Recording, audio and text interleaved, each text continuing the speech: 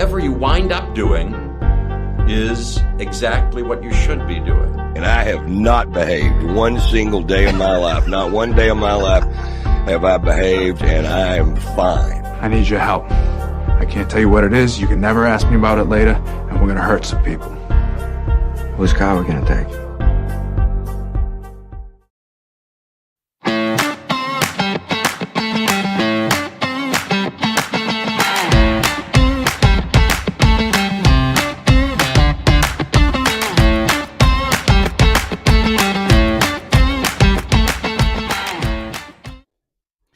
Good afternoon. Happy Friday. Happy Veterans Day to all the veterans out there.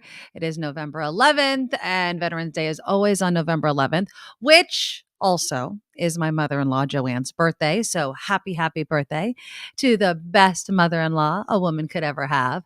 Again, thank you for joining us as you do every single day. A big thank you to our exclusive founding sponsor, Steve Moskowitz, who is there for all of your tax needs. Just give him a call at 888 tax deal or moskowitzllp.com. That's moskowitz.com. That's because of his sponsorship. That's the only commercial we actually do on this show. And so if you can support us any other way, please do. So first off, the easiest, cheapest, free way to do it is to smash that thumbs up button. Just do it. Do it right now. Push the button. Come on, push the button. We should just smash them. Smash. Smash.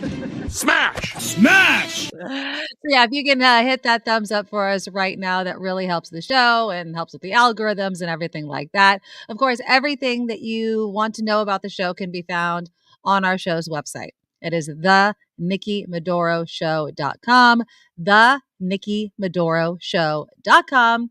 Links to the shows, links to our Patreon is up there. And every monthly subscriber we have, we are indebted to you. I'm trying to put this show on just for all of you that have kind of moved on over from Station X, as we like to call it, and joining us here on the Nikki Medoro Show on YouTube. Also, the Super Chat feature is live each and every day. That's in the live chat. You can see a $ right at the bottom. And if you click it, you can get a Super Chat that we will read as they come in. You can also give a super sticker, a super thanks. I'm already seeing things, and our big live chat sponsor is Andreas. And I know you support my show, Andreas. You support Mark Thompson's show. Not only $10, not only $20, but another $20 for a total of $50 to start off the show. Andreas, I love you. Thank you so much for supporting the show. Thank you for everything you're doing. And so, yeah, Mark Thompson's show is ending. Thank you for sliding on over. We are going to put on a great Veterans Day show. It's going to be awesome. And so I have some pictures that I want to show you for all the veterans out there. I usually, if I'm off, I'm able to participate, like literally participate in the Veterans Day parade. And why, you may ask? Well, it's because my family, my husband's family, is a military family. My father-in-law, his father, my husband, my sister-in-law all served in the military. And this is just the day where we can say thank you to all of the veterans out there. I put it on my social media feeds. You know, the poppy is a symbol that has been shared to honor those that gave the ultimate sacrifice, and for everybody that has served. So from all of us here at the Nikki Medoro Show to everybody that has served this country, we owe you a very big thank you. I'll say thank you to my husband and my father-in-law right there, James and Kurt. And my sister-in-law, unfortunately, was not there when he took that picture. But if you're in downtown San Jose and you see the military vehicles, that's my husband's family. My father-in-law is the president of the Military Vehicle Collectors Club of California. And so they kind of organize all of the military vehicles that go and participate in all of these parades. I heard Mark talking about the tanks coming down, and yeah, that happens. So my father-in-law, my husband would love one. My father-in-law has a Hummer, ambulance Hummer, I think. and a Jeep as well. And, they host a lot of these events a couple of times a year. And so it just kind of shows off the history of these vehicles. So I'll have more pictures throughout the day on this Veterans Day. Also, coming up in a few minutes, we are going to be joined by the politics editor for SF Gate, Eric Ting. So obviously, there's many races that are still too close to call. Pardon me. Obviously, we're keeping our fingers crossed regarding the Senate. The House, that's going to be a tougher thing for the Democrats to keep control over. So what does that mean? That means that Kevin McCarthy from good old Bakersfield here in California could be the next Speaker of the House. But Eric Ting is going to be talking about the fact that this could be a bit of a bumpy ride to the speakership, if that's the word we use for it. It could be difficult for him. He could be filled with a lot of headaches and kind of a bumpy road. And so we'll talk about that in just a moment. Also coming up on this Veterans Day, we'll check in on what the hell is happening with Twitter, the check marks, the gray check marks, the verification, the $8. I think the $8 has actually been going away. The Warriors. I don't know if Kim had this in her news, but we'll take a look at them. The Warriors have a new uniform that was actually designed by a Bay Area artist, and there's some meaning behind the design of it. Wall Street actually has been looking, I don't want to use the word good, but it does look like inflation is cooling. So we'll talk about that. In the second hour, I do want to talk about home ownership, especially for first-time homeowners, what the market actually looks like. We have to also touch on the student loan forgiveness program that's been deemed unconstitutional. What does that mean? We'll get into TikTok. If you're on TikTok, and I am, but I don't really use it, but I watch a lot of TikTok videos. If you're on it, it may not be long or may not exist for long in the United States. There are many calls, and there have been for at least a year, for TikTok to not be allowed in the United States because China's collecting all that data, even though they say that they're not. And then if we have time to get to it, I want to get, it's kind of an election story. Several U.S. states, but not all, have decided to vote to officially ban slavery. So if that kind of blows your mind right now, we'll get into that hopefully within the next hour. But right now, let's kind of keep it on the politics tip and welcome Eric Ting, politics editor for SF Gate, back to the show. Eric, thanks for coming on. Thank you for having me on. Okay, great. So let's get into Kevin McCarthy. Now, your article says he might be in for a bad time trying to become House Speaker. I like the word trying. What do you think? Describe the path for Kevin McCarthy to hold that position. So to be named House Speaker, you need 218 of the 435 members of the House of Representatives to vote for you. You can have fewer than 218 if fewer than 435 show up, but let's assume all of them are there. He's going to need over half of the entire chamber to back him. Let's also assume that every Democrat is going to vote no on him. If his majority is slim, and I think the current NBC projection right now says that Republicans are going to have 220 seats, that means that he can only have 2 Republicans vote no on him and still become Speaker. The House Freedom Caucus and some of these America First, more hardline conservatives, there's more than 2 of them. Marjorie Taylor Greene, Matt Gaetz, some people publicly already, like Bob Good, Andy Biggs. A lot of people are already saying they're not ready to back McCarthy for Speaker. So he's going to be in a world where he's going to need all these people to support him, and what he has to do to get that support might be things he doesn't like. Okay, let's get into that right now, because obviously Marjorie Taylor Greene has been expressing even before the election that he's going to have to kind of deal with her and her demands and what she wants. So get into some of the things that Kevin McCarthy may not be happy about doing if he wants to become Speaker. So I think that the big one for him that he really does not want, this of course came up with Boehner years ago, is this thing called the motion to vacate the chair, which allows any member of the caucus to call for a vote to remove the speaker. So if McCarthy agrees to put this in there, he's essentially allowing them to hold the proverbial gun to his head for the entirety of his tenure. At any moment, one of them could call for a vote to remove him as speaker if they feel like he has been insufficiently tough on Biden or whatever it is. One of them can call that vote, and that will have to proceed from there. He has been adamant that he does not want that in there. He sees that as a poison pill. But again, if his majority is really slim, he might not have a choice. Wow. Who else could be up for the speakership if it's not McCarthy? Most of the reporting now and most of what you hear on Capitol Hill is that the Freedom Caucus is floating possibly having a long shot candidate to try to induce McCarthy to make more concessions. That's not supposed to be serious. The one person who possibly could have, I think, would have been Jim Jordan, but he's been on record now saying that he won't mount that challenge, and that's not what he's looking for. But I would expect someone from that caucus to possibly have a long shot challenge, again, to try to induce more concessions out of McCarthy. I don't know how serious of a bid that's going to be, because it seems like Jim Jordan has taken himself out of it. Well, Jim Jordan also has his own scandals and behind him or around him. What about McCarthy in general? Now, just my own personal opinion, I don't particularly care for him. I do believe he has expressed and shown the American people he puts his own political aspirations about the country, kind of party over country.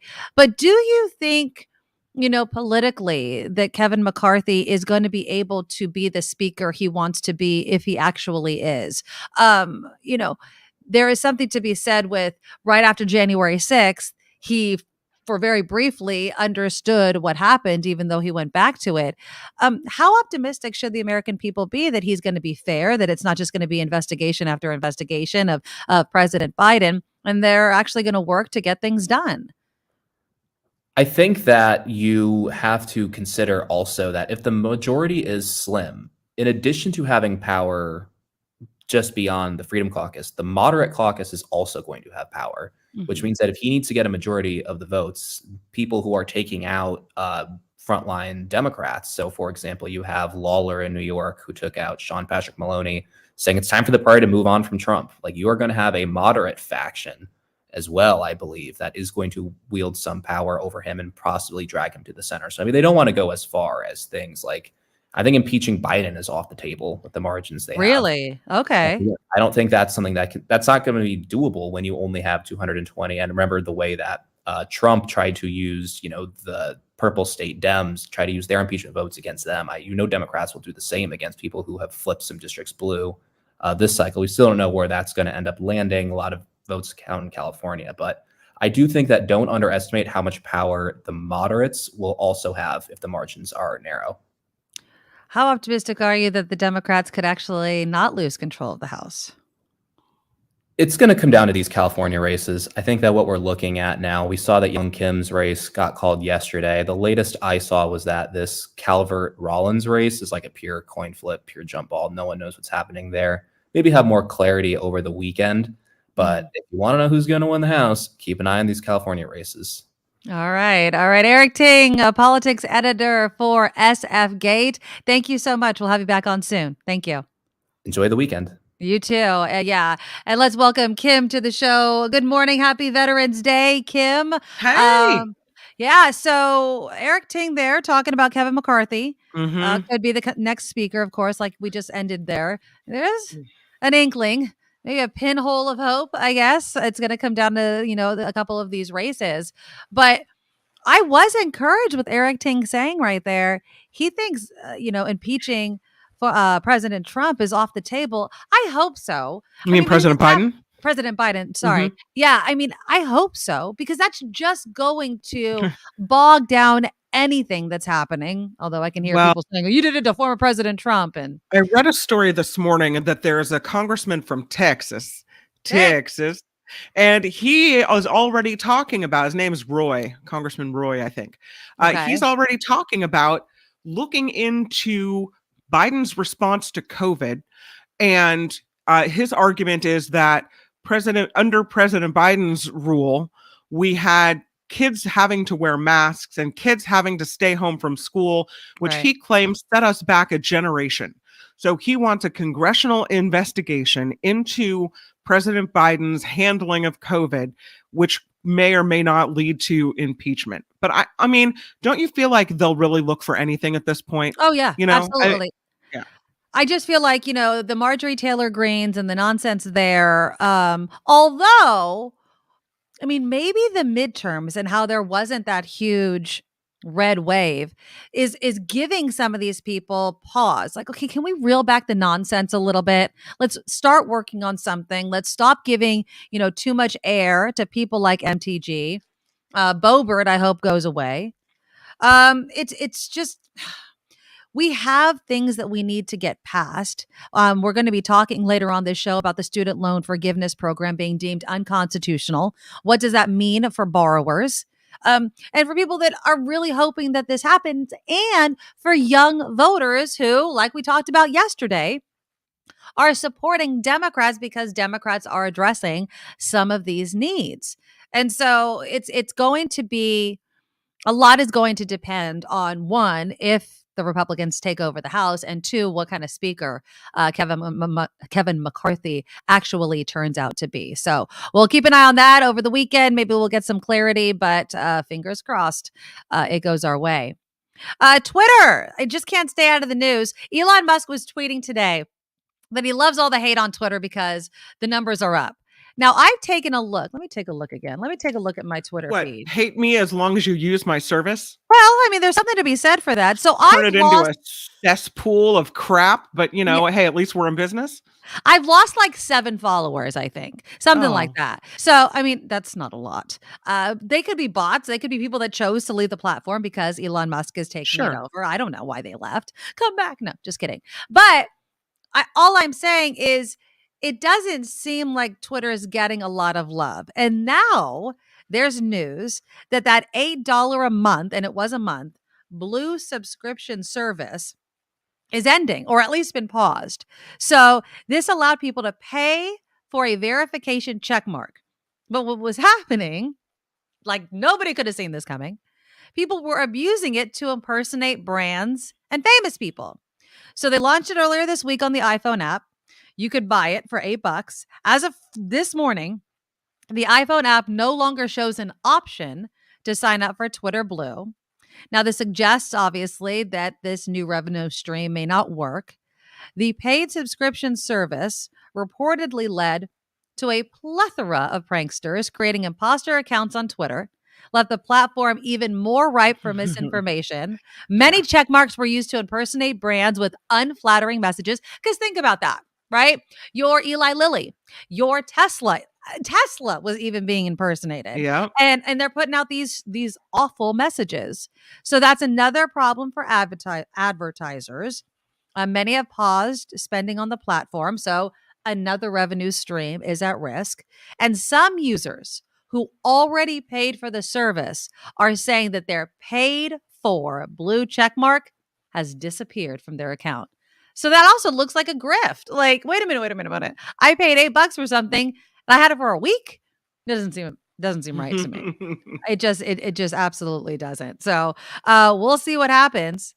Let's give some shout outs right now to some of the people. Of course, we always have to give much love to Andreas, who already donated $50. Andreas. 3 different donations, 20, 20, and 10. Andreas, you are absolutely awesome. I really appreciate all the support. Sally C with a $19.99 super sticker. Thank you. Well done, Sally. Thank you. Jim Slayton, $4.99. Absolutely adore you. Thank you so much. And we're getting some love in the chat too. John, happy Friday, Nikki. You rock. Love you and Mark on the YouTube. Yes. So cool. Yeah. Indeed. We do want to give someone a birthday shout out. Tony from San Antonio. Oh, Tony. His birthday is Sunday and loves the show. Tony, happy birthday. Happy birthday to you. Happy birthday. I know, right? Did you ever work for a restaurant and have to sing happy birthday to strangers? No, no, but I'll sing you the Cattleman's song. You know, Cattleman's in Petaluma and the whole hoopla over at closing. Yeah. Here's their birthday song. Okay. Happy birthday, little cowboy. Happy birthday to you. They just sing that? That's it? There might be a second verse. You have to say more. Okay, so happy birthday, little cowboy Tony in San Antonio. There you go. Okay, so happy birthday from Tony Roma's crew. We wish it was our birthday. so we could party too. Hey, I think that's what it was. That's when I was a server at Tony Roma's. I think there you go. It's funny. Always having to sing. My sister-in-law, who's actually in town, she hates when people sing her happy birthday. She will literally get up as they're coming with like the ice cream and the candle all lit up. She'll be like, yep, I'm out. Do not do that to me at all, which I think is kind of a party pooper type of thing, but whatever. Have you ever had someone do that to you when it's not your birthday as a joke? Oh, just to get the free, like, no, get, like, just a free to like cream? mess with you.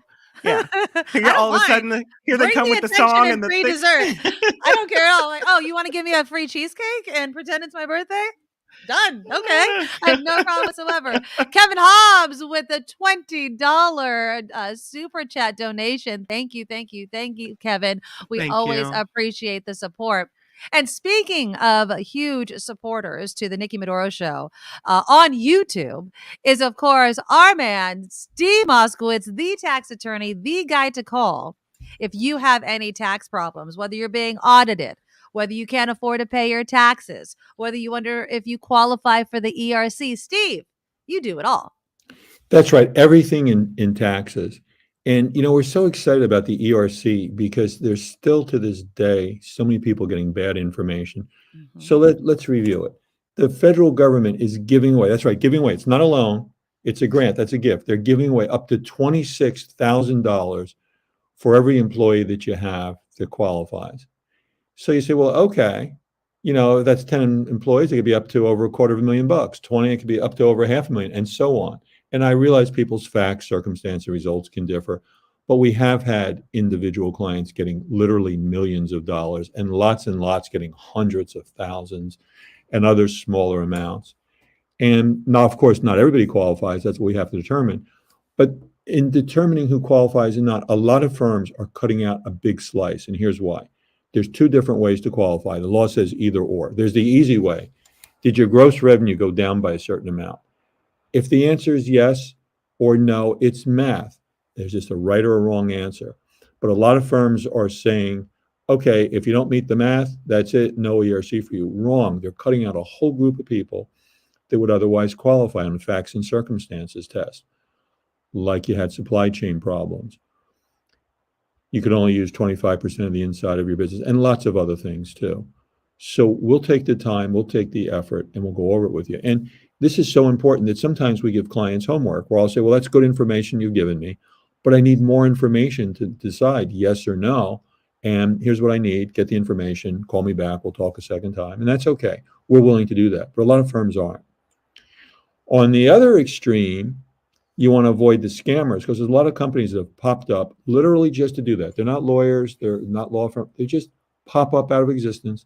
They file the forms, and here's their intake. Everybody qualifies. And the government is actively going after them for fraud. You do not want to commit any type of fraud. You don't want to commit tax fraud. You really, really, really don't. You want to keep away from both extremes. Mm-hmm. The companies are taking the easy way out and don't want to do the work to see if you qualify on the one that you have to think about and work on, the facts and circumstances test. And obviously, you don't want to get, within an 11-foot pole of a scammer. We're a tax law firm. We have practiced tax law for over 30 years. We're here for you, and we want to get you every dollar to which you're legally entitled. Absolutely. And Steve's the guy that has the answers, because if you try to figure it out on your own, you could make a mistake that could cost you. So give Steve a call. AAA tax deal, MoskowitzLLP.com. That's MoskowitzzLLP.com. And that really makes my day, Nikki. Well, I'm glad. I love doing it for you, Steve. We'll talk again soon. Thank you so much. Bye-bye. Thank you. Yeah. So give Steve a call. Yeah, Steve, Judy, absolutely correct. There was a comment about Steve, and I get it, but Steve we only have this show because Steve is here. And he is the only commercial that we do on this show. And I think that he gives so much information and has saved. We have had people, Kim, that have said in the chat that they gave Steve a call and he's helped them. So I think somebody actually just yesterday said that in the chat. Yeah. So definitely give Steve a call. I have actually been using him. He's been so generous with the information that he's been giving me because as I start this show and I don't know how to and do you have to You know that thing where the saying, if someone shows you who they are, believe them. Yeah. Yeah. So Steve Moskowitz, and I know you guys know he's our sponsor, but after Station X imploded, he was calls right us there for all us. and Yeah. says right there for us, hey, if you want to do something else, I'll sponsor you. So I give him major props and major credit for even helping us get on the air. He's good people. Yeah. He means it. When he says I'll support you, he backs it up. He honors his deals. He keeps his word. And I'm very grateful. And he's going to fight for you. And believe me, as someone who doesn't have any sort of financial, business, tax background, I asked him so many questions that I thought were stupid. And he just answered them in a way that I could understand. So don't think that he only deals with all these rich people and speaks in this rich people kind of way that nobody's going to understand. No, he will explain it to you in a way to make sure you understand why you qualify, why you don't, how to deal with the IRS. And the best part is if you have a problem with the government, he'll have that conversation for you. That's the best part. I'm like, I don't want to talk to the government. I don't want to have that conversation at all. Steve will do it for you. So again, we are so honored that he is our exclusive founding sponsor, and we just love having him on. Okay, so we're coming up on news. Again, please give that thumbs up, a smash right now. Press the button. Press that button. And it helps support the show. Again, share the show with your family and friends. The links can be found on my website, thenikkimedoroshow.com. There's also another way for you all to support the show, and that, of course, is through our Patreon, becoming a monthly Patreon subscriber, and that helps us out as well. Let's go to some comments about some of the topics that we were talking about before. Now, TikTok, I think we'll talk about it in the next hour because I have some sound I wanted to play. Really great breakdown from the FCC on why they want TikTok to be banned in the United States. And I know when we hear about things being banned, we're like, no, freedom, blah, blah, blah. But what's going on the back end behind the scenes on TikTok is crazy. And so, Billy, TikTok is effing stupid. Spyware, 100%. Absolutely. I love this comment from Amy, though. Amy Brown, when we were talking about Twitter, pausing, at least at this point, the $8 a month blue checkmark verification. An insulin company got impersonated telling people that insulin will now be free. They lost millions of dollars in stock in a few hours. I'm wondering, and I didn't know about losing stock. I heard about the whole insulin is free thing. I mean, what are the repercussions of something like that for a company? Elon Musk has this problem where he tweets out things or says things, and there's this repercussion that is really financially devastating for other companies. So, he said he wanted to buy Twitter. He started that whole thing in motion, and then he got stuck with it, which I think kind of serves him right a little bit. But we'll see what happens. Twitter may not last very long if Elon Musk keeps this up. It is Veterans Day, so a big thank you to everyone who has served our country. I know Kim McAllister's husband is a veteran. I have to show you this picture because I was just looking around at all the people and all the celebrities sharing and saying thank you to veterans. So, of course, we got to get my man, Matthew McConaughey. He's with the veterans today saying thank you. There you go. All right. These are actually it's just begun, or it's been going on for about an hour. The downtown San Jose Veterans Day Parade is happening. I have some pictures from the parade as people get ready. I love all the cars. Cars out there. Yeah, very, very nice. Mm-hmm. I was saying earlier, Kim, my father-in-law is president of the Military Vehicle Collectors. And I know you were talking about tanks on Mark's show. Yeah. My father-in-law has a Hummer, has a military Jeep. Here's some of the military vehicles lined up for today's parade because they take part in that. Again, thank you to my husband and my father-in-law who are out there right now.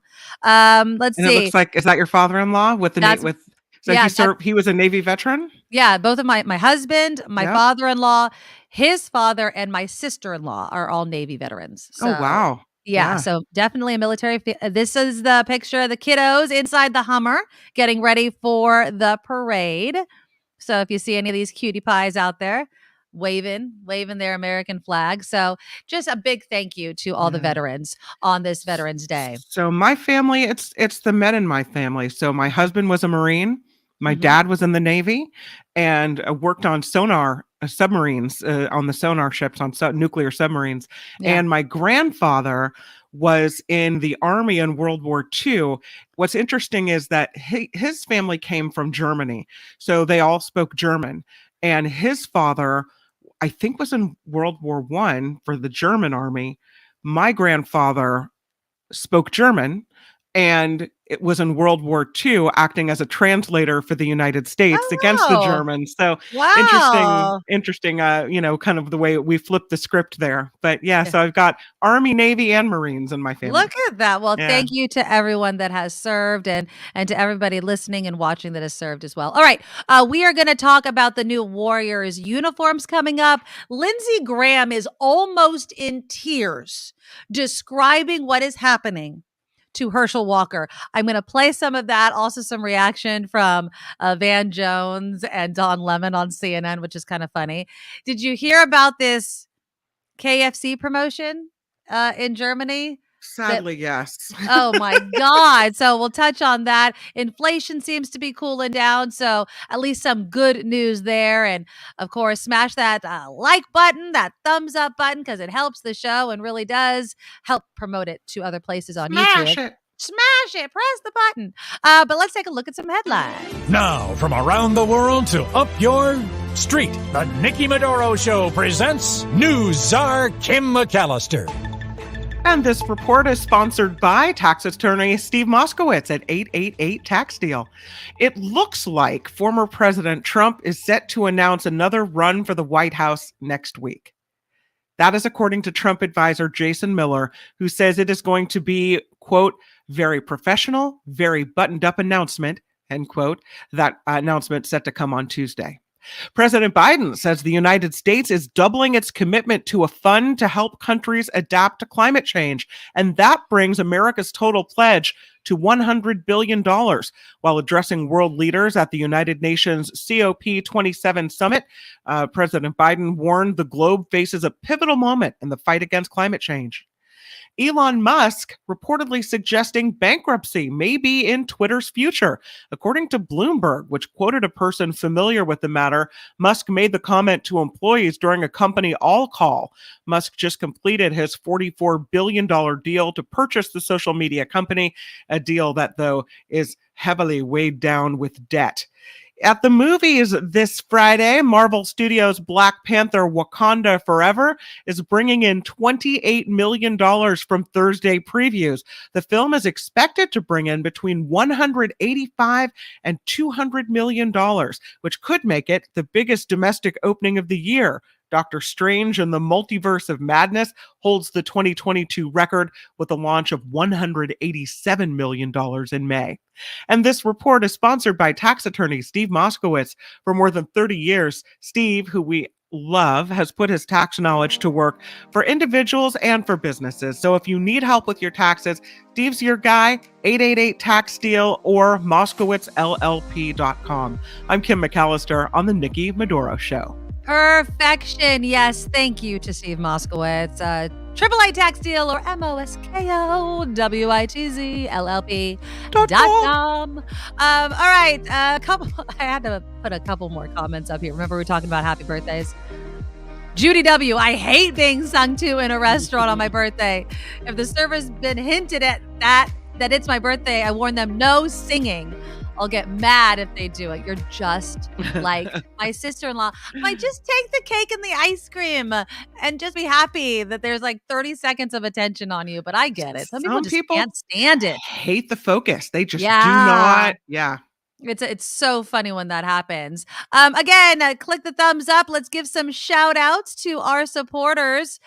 Eileen Horton with a $19.99 super sticker. Thank you, Eileen. Thank you so much. And then Tony in San Antonio, we gave the shout out, another super sticker for $19.99. Mwah, mwah, mwah. Thank you, thank you, thank you. It's really warming my heart on this Veterans Day. Okay, so did you see the new Warriors uniforms? It's the new you have a picture? Yeah, it's the new city edition. Here, let me bring it up for ya. Oh my goodness. Stop it already with this. I Can thought you the hear that last dinging one, right now? no, I can't hear it. I thought the last one was weird though, because when I think of the Warriors colors, it's blue and gold. Yeah. And then they had one that was kind of red, but blue and gold. Yeah. See, Okay. So now we have black, but gold. but see, there's Okay. it's actually a rose at the bottom. So let's just play Mhm. the video because, it's Steph. So why the heck not? Oh, of course there's an ad. Okay. There's always something. We'll There's sit always through a it. 4 ad. seconds. We can handle We it, can right? skip it. There we go. There it is. Oh, and that was worth it. Oh, yeah, Hello. buddy. Hi, Steph. Hi, Steph. You looking good, Steph Curry. Yeah, buddy. So there you go. That's the new thing. But it was designed by a Bay Area artist. There's a rose that's in the center. Okay, so instead of rose in the Bay Bridge at the center of the jersey, it features a rose in the center of the entire jersey. And then at the bottom, there's a yellow rose that takes up most of the bottom. The roses represent women who change the game and lead fearlessly, while the other is symbolic of the women who are champions of our community. I like that. I think that it's a pretty nice looking jersey. It looks pretty cool. So it's a nice looking jersey and it's a lovely message, but where's the blue? Where's the blue and gold? Where's the team colors? Our colors are not black and gold. It's a great jersey if the black was blue. Okay. Let's get back to our roots. We're blue and gold. We're the Warriors. That's the colors. Yeah. Unless you want to change the colors, but don't keep tampering with the jersey and not kind of getting away from the theme. Okay, let's look at it again. Okay, so I get it, black and gold. There are different jerseys. I have a jersey, a Garoppolo jersey that's a black jersey and it has red, but there's no gold on it. Well, then that's not a 49ers jersey. The 49ers are. It is because they also have a black. They have a black uniform that they wear sometimes. See, remember? That's weird. Like it's 49ers are what? Red, white, and gold? Red and gold is the Niners. Yeah. Red and gold, not anything else. But I think that they just have different jerseys to sell. No, because I like that jersey. I'll be honest. I think it's really cute. It's a nice jersey, but why couldn't they have done instead of black? Why couldn't they put blue, like a darker blue? Then you have blue and gold still. Why do we have to go black? Look at the designer over here in Kim McAllister. All right. I'm just saying. But I don't anything looks good on Steph Curry. So hey. Yeah.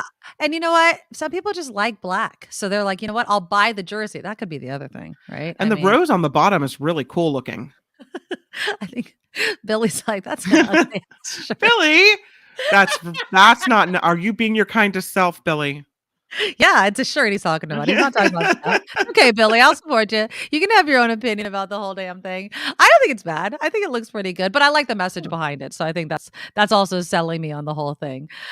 Okay, so let's get into Lindsey Graham, shall we? So Lindsey Graham, he's on Fox News, of course, and he's talking about the Herschel Walker race. Now it's going to go to a runoff with Reverend Warnock. And I can't believe so many people in Georgia actually voted for Herschel Walker. But here's Lindsey Graham. And again, listen to what he's actually saying, because I maintain and will continue to maintain that they only chose Herschel Walker as a puppet. Here's Lindsey Graham. And here's the most important point I'm going to make tonight. They're trying to destroy Herschel to deter young men and women of color from being Republicans. If they destroy Herschel, it will deter people of color from wanting to be a conservative Republican, because you just have your life ruined. Wait, let me just stop right there. There is no reason why Herschel Walker has to be the token for anyone of color running for office. Choose someone better. Is he for real? Is he for real with that? Yeah. So hold on. It gets even better. This guy gets himself so worked up. We cannot let that happen. We need to have his back. If Herschel wins, he's going to inspire people all over Georgia of color to become Republicans. And I say all over the United States. Herschel Walker is a nightmare for liberals. He's an African-American conservative. They have belittled him. They have treated him like crap. His family. Stand by Herschel tonight. He's getting choked up over here. Lindsey, Take a chill pill. Okay, let's finish it up. If you can give. If you know somebody that can give, ask them to do it. TeamHerschel.com. The conservative movement for people of color is on the ballot in Georgia. We must help people like Herschel for the benefit of our country and the future of conservatism. TeamHerschel.com, please. Yeah, please, because you don't want to lose the Senate. That's why. Thus it begins, this outpouring of ridiculousness. I mean, come on. Yeah, it's your fault that you picked this candidate you thought you could control. The guy has a wild mouth. Even he doesn't know what's going to come out of it next. No, he's Rick and Bobby. Remember? I'm Rick and Bobby. Like, no. It's crazy how, I mean, it's shocking how close it was. So, you know, apparently there's a chance, but I think this is what we're going to see until the runoff happens, is this constant and steady barrage of Herschel. Yeah, it gets to me. I just don't understand. But okay, so that comes out, that goes viral, that video of Lindsey Graham. Now, Van Jones and Don Lemon are on CNN. And the funniest part about the whole damn thing is I don't even think they can grasp exactly what the hell Lindsey Graham is talking about. Here it is. He's a nightmare to the children that he has abandoned. And talking about Herschel Walker He's here. a nightmare to his own son, who came out and said he lies all the time and shouldn't be in office. He's a nightmare. But look, if you are a young black person, you want to be a conservative, there's a guy named Tim Scott I would direct you to if you want somebody in the Senate who you can look up to. The idea that, again, everything has to be at the extreme. If you don't want someone with his lack of qualifications and bad personal character to be in the Senate, you now hate all conservatives and don't want any black people to be conservative. That's not true. All of us got conservative black people in our families. Exactly. And I love that he says that. I love that Van Jones says that, because it's not true. And we know it's not true. But Lindsey Graham is going to make this case of, oh, if Herschel Walker doesn't win, then you just don't want black people to be conservative. And it's total BS. Yeah. What are you talking about? Let me tell you. What are you talking about? This is people like him always talk about race baiting, identity politics. Yes. Ding, ding, ding. This is race baiting. This is race baiting in the worst form, to say because someone doesn't like, if you're black and you don't like this is the worst thing. So if you believe, like, you know, liberals or the people who are not MAGA and they're always race baiting, or that they believe in identity politics, that's exactly what he's doing. The hypocrisy, off the charts there. And then, oh my gosh, I thought he was going to start crying like a Southern preacher. Exactly. I mean, it's disingenuous at the very least. I feel like I need to see Van Jones's opening expression one more time. Can we throw it up and pause it on that look of utter absolute confusion? Like that was the WTF look of the century. I lost it already. I'm sorry. But yeah, God, it was this look of like, what did I just freaking watch over here? But not only that, it's the argument that it's fake. And guess what's going to happen? You're going to have a bunch of conservatives spewing the same friggin' nonsense. Oh, you just don't like Herschel Walker because you don't think that people of color should be conservative and blah, blah, blah. I love that he brought up Tim Scott. Okay, so there's a black conservative member of the Senate. There you go. That's, if you're going to use somebody, use him. Herschel Walker, puppet of the GOP. No, thank you. If you have a brain in your head and you take yourself, seriously, and you're a good candidate, regardless of whether you're liberal or conservative, Democrat, Republican, I think you can reasonably look at Herschel Walker and understand why people are repulsed. Yeah. Why people are turning away from him. And I don't think that a reasonable person would compare themselves and say, oh, well, look what happened to Herschel Walker. I can't run. I'm a, person of color and conservative. See what they'll do to me? No, because you're likely not half as ridiculous as Herschel Walker, and you never will be. I mean, that's a special breed of woe. Yeah. Girl, you just whoa. Yeah, exactly. So, I mean, it's insulting. It's insulting to the intellect of all Americans, not just people of color. And I hope that people can see through it, because Lindsey Graham is just full of crap. Absolutely full of crap. There's one comment that I wanted to bring up. Where was it?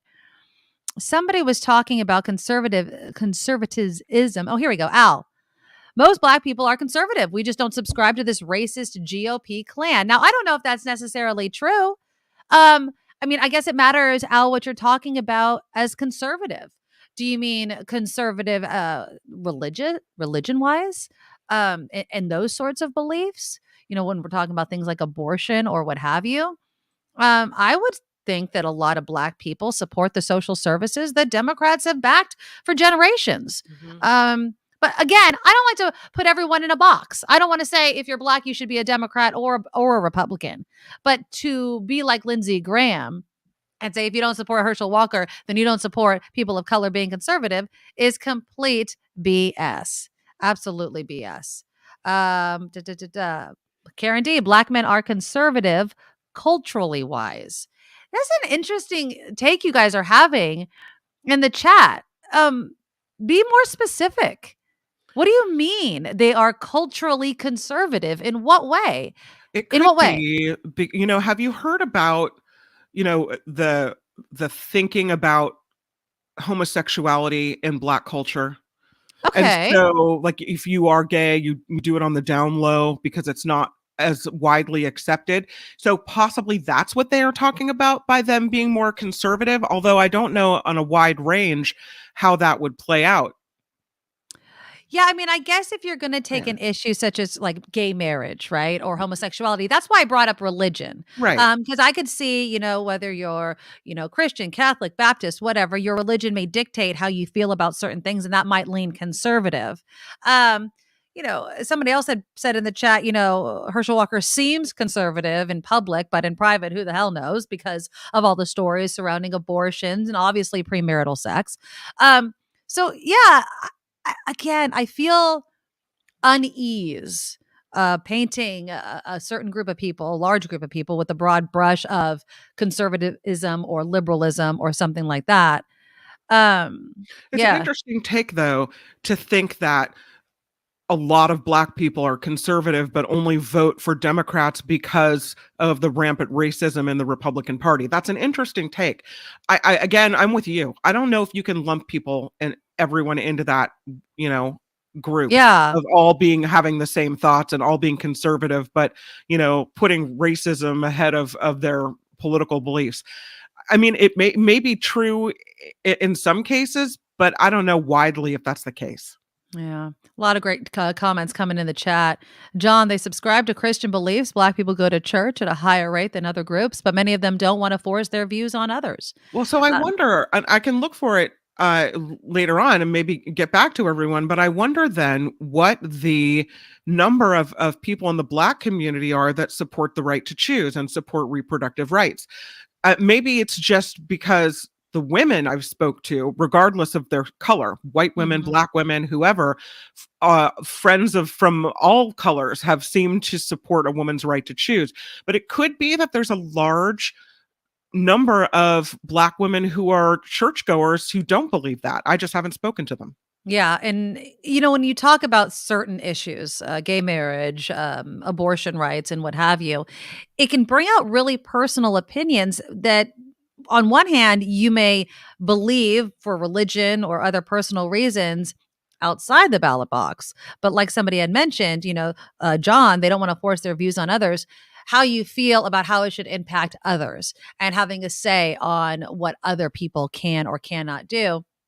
That's that's the rub there. That's the difference. You know, I could believe one way about reproductive freedom or abortion, but for me personally, what I want to make the law of the land, that's completely different. And I think that we really need to get back to that, of understanding personal responsibility, personal beliefs, and then being part of a society in which those things can be different for different people.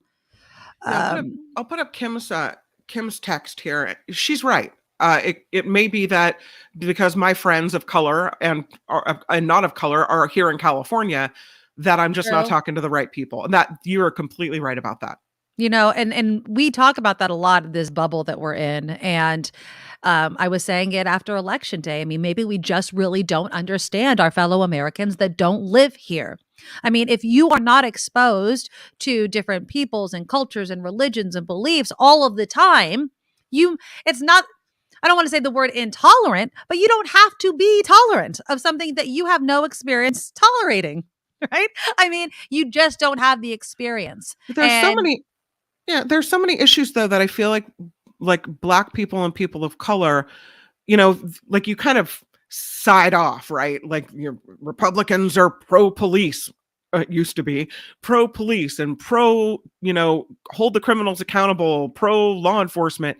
And then you have at police brutality rallies, you see a lot of people of color. So there are certain issues that really kind of, I would think, would push people of color far apart from the Republican Party. And it's probably, not just one or the other, but it can be at least, police brutality, abortion, gay marriage, all of these things, I would think. Yeah. John, if you look at the Republican Party platform this midterm, it was full of bigotry against Blacks, gays, and Hispanics, especially in Florida and Texas. And yet, John, in Florida, huge turnout for the Republicans for DeSantis among Hispanics. So there's some sort of disconnect we're not quite understanding.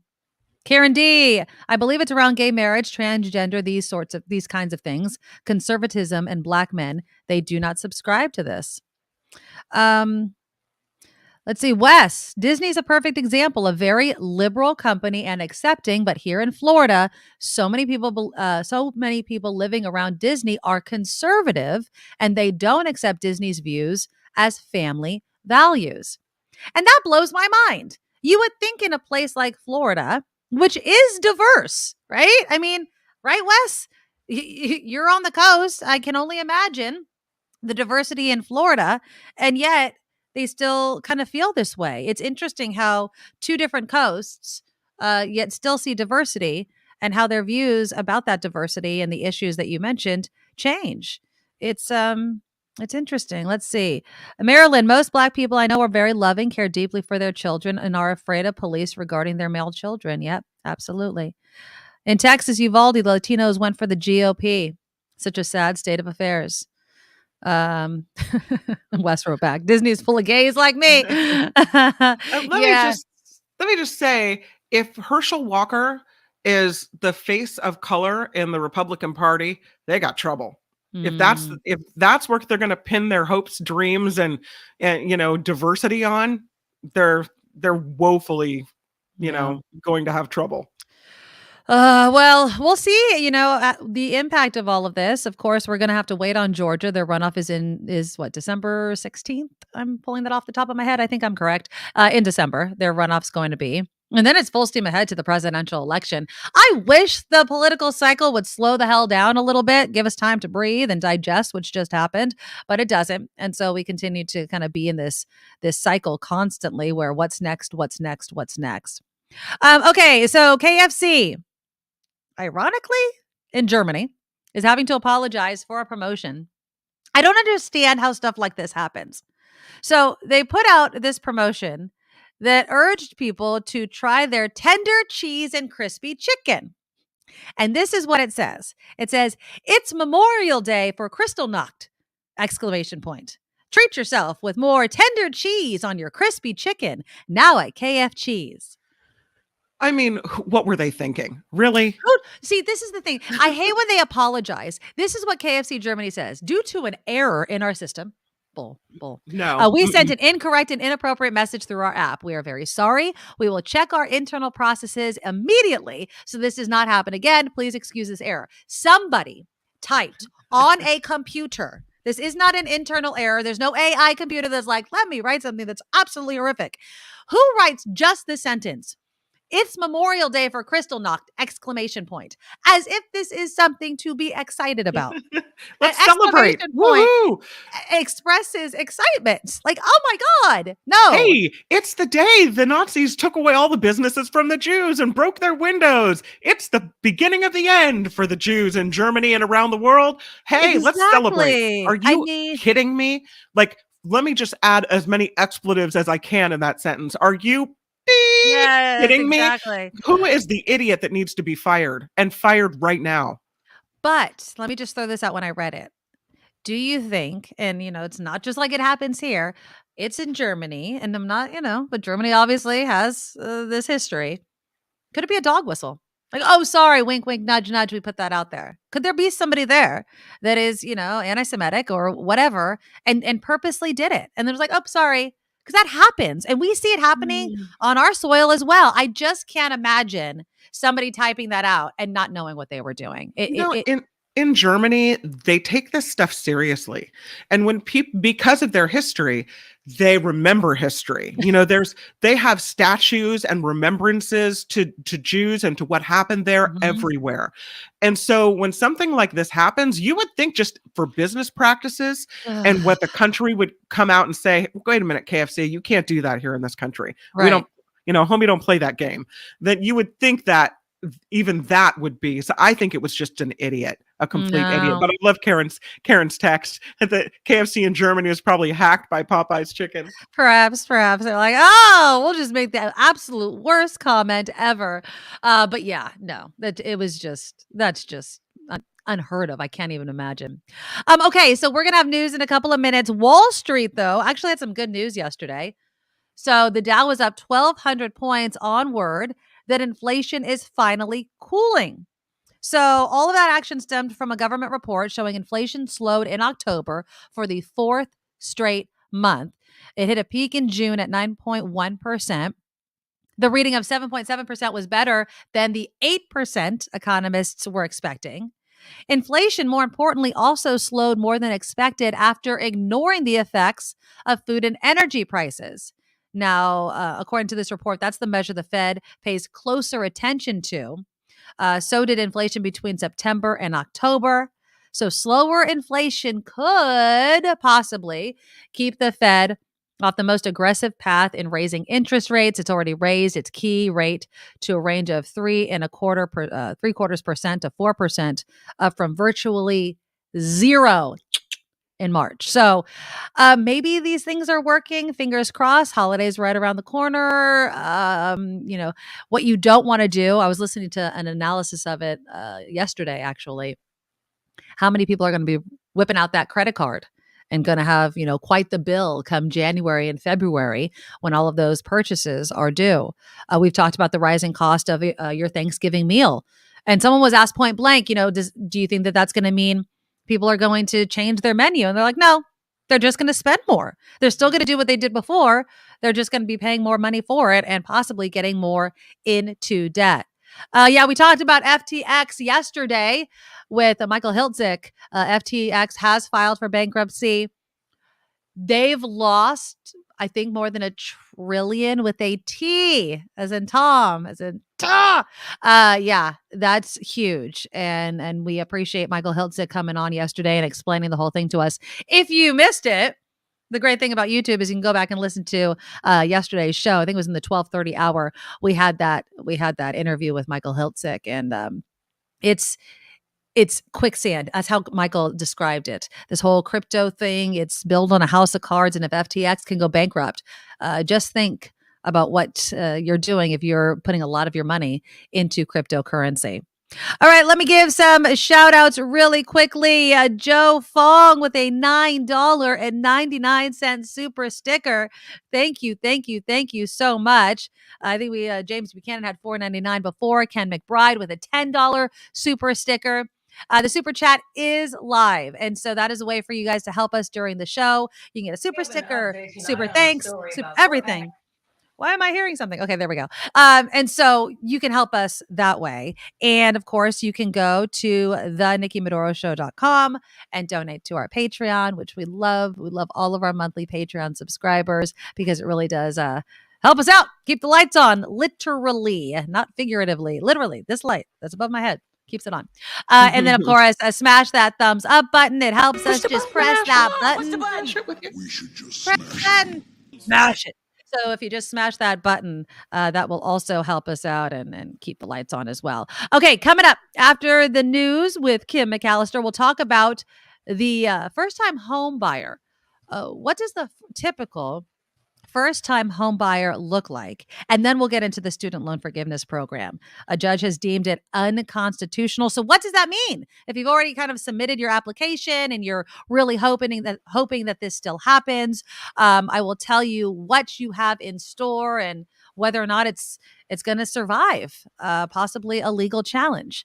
But first, let's take a look at those headlines. Now, from around the world to up your street, the Nikki Medoro Show presents News Czar Kim McAllister.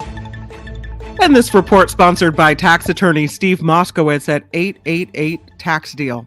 Election officials in Western states are pleading with people, be patient as the vote counting continues and control of the U.S. House and Senate hangs in the balance. Both Arizona and Nevada waiting to learn who will win Senate races that could decide control of that chamber.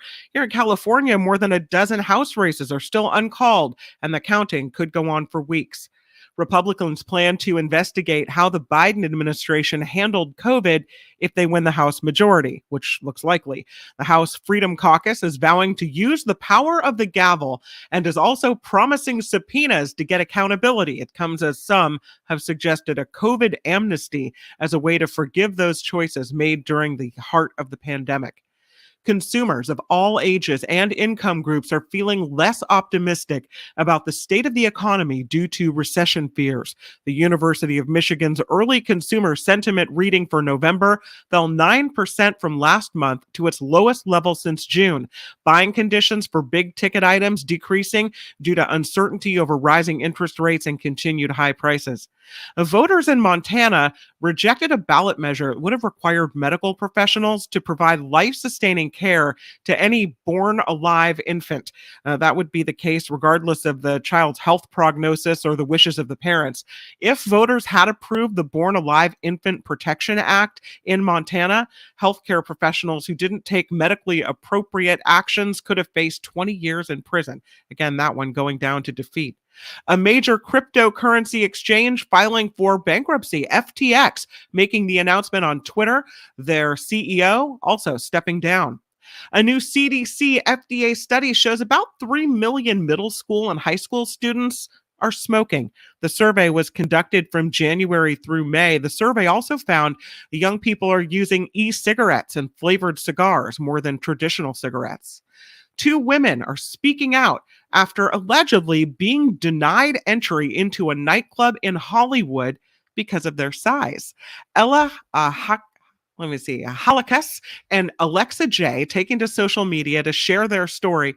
They say they felt discriminated against when they were denied entry into the highlight room while their thinner friends were let in. What? Halakas telling a TV station in Los Angeles, KTLA, thousands of plus-sized women have shared similar experiences with her since her post went viral. The Tao Group, which operates that club, said they don't tolerate discrimination, and the bouncer was working for a third-party promotion company. Hey, it's not us. We didn't do it. Yeah, I mean, I'm wondering because I've known some bouncers, and most of the time, it's not what the woman looks like. It's just that she's a woman, right? There's too many men inside. You got to bring the women in because that brings more people. And so I've heard of that, which I guess. But they always let the good-looking women in first, right? Because they want to pack the place with hot chicks. Yeah. Remember what was that movie? I think it wasn't 40-year-old version. It was, I don't know. It was one of those Paul Rudd movies, but the women go out to the nightclub and the bouncer's like, I can't let you in. You're too old. You're too old. I remember that. Yeah. You're too old. Well, in this case, apparently too fat, you know? Oh, I would feel so awful if I went to a nightclub and they wouldn't let me in because I was too old or I didn't look cute. Like, that's terrible. Let me in. I'm buying drinks. Damn it. You see these hot, skinny, like awesome looking ladies walking in ahead of you, and you're stuck out there in the cold going, why are they haven't, isn't it my turn to, I guess they're just not going to let me in. Yeah, that's yeah. Take my business elsewhere then. The news sponsored by tax attorney Steve Moskowitz for more than 30 years. Steve, who we always let in first, has put his tax knowledge to work for individuals and for businesses. If you need help with your taxes, give Steve a call. It's 888-TAX-DEAL or online, MoskowitzLLP.com. I'm Kim McAllister on The Nikki Medoro Show.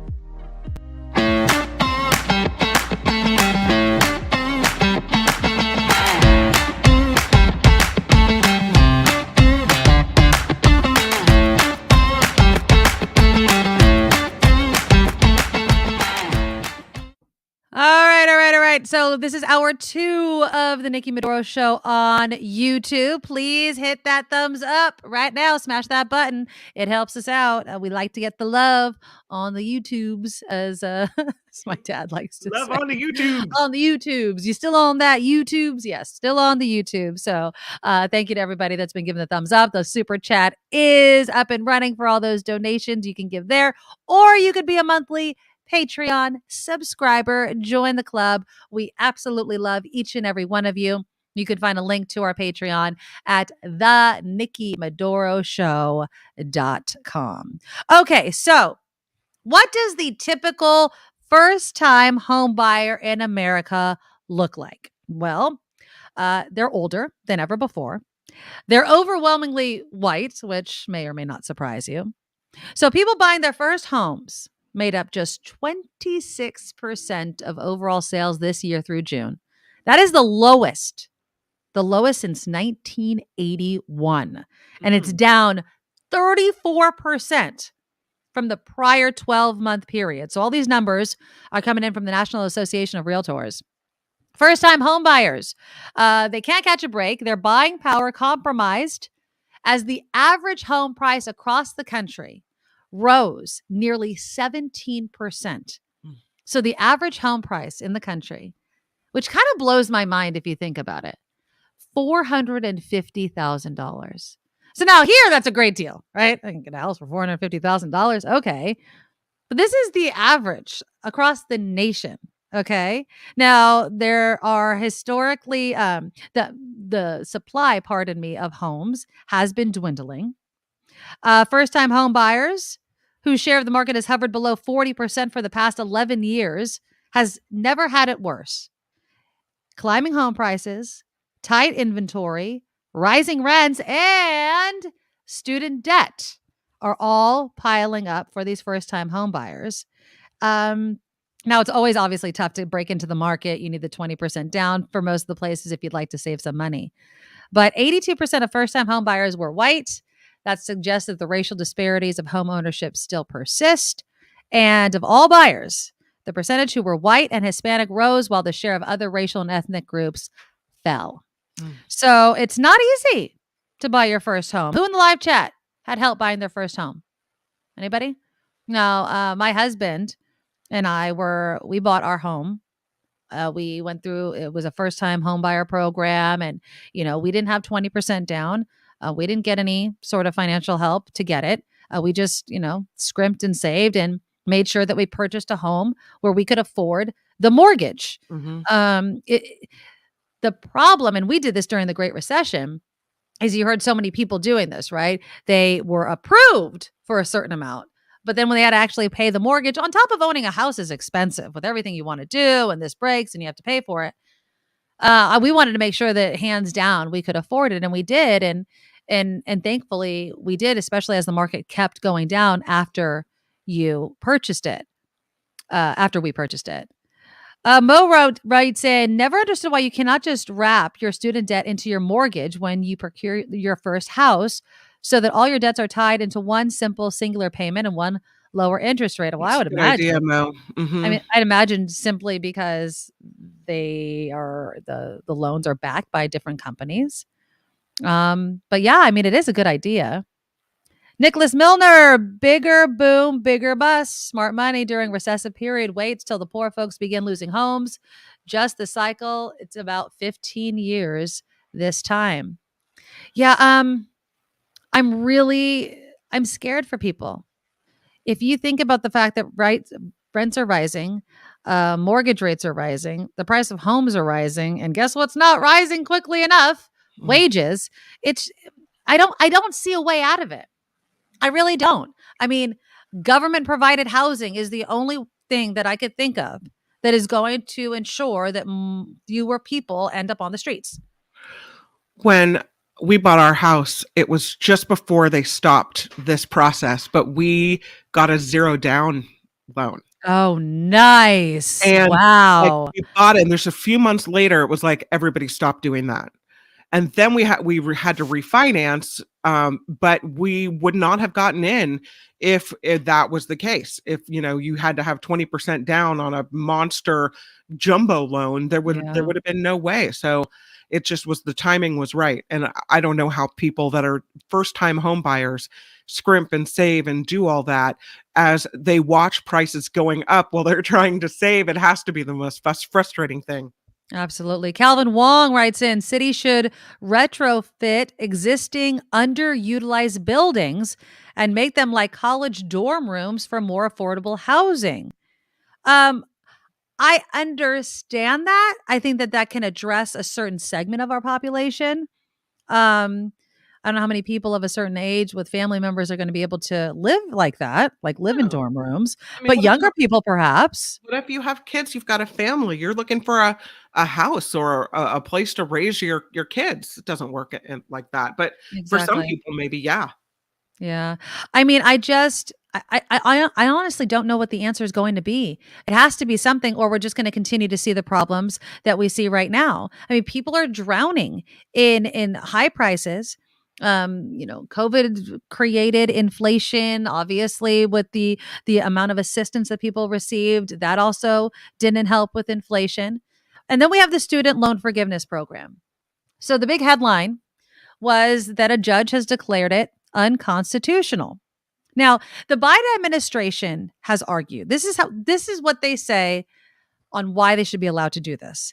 They said that Congress granted the Secretary of Education the power to broadly discharge student loan debt. And this was through a 2003 law known as the HEROES Act. It was passed after September 11th. Now, the government's lawyers say the law allows the secretary to discharge the debt in an event of a national emergency like COVID. A Texas federal judge found the law does not provide the executive branch clear congressional authorization to create the student loan forgiveness program.